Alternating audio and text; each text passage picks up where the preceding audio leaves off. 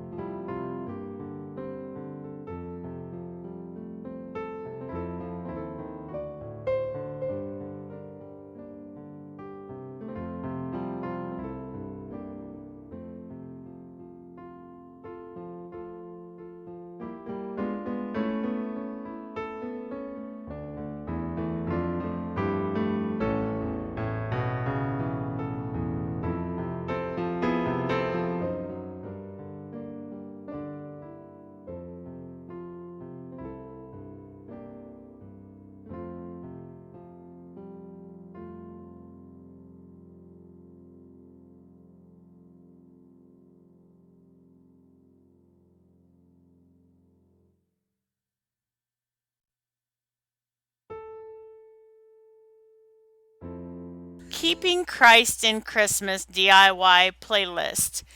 The hosts of Juju Bees DIY and Crafting in Mimi's World and Happiness Created. Thank you for letting me be part of your collaboration today.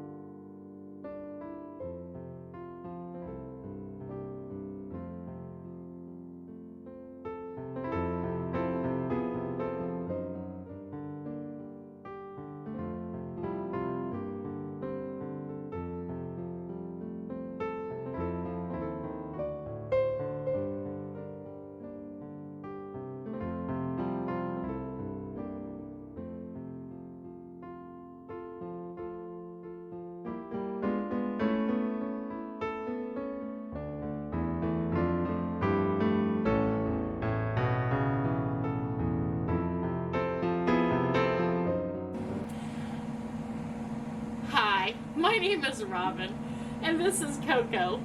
This is our 50th cut. Please like and subscribe to our channel. We'd really appreciate it. Please comment below. That way she don't have to do this no more. Okay.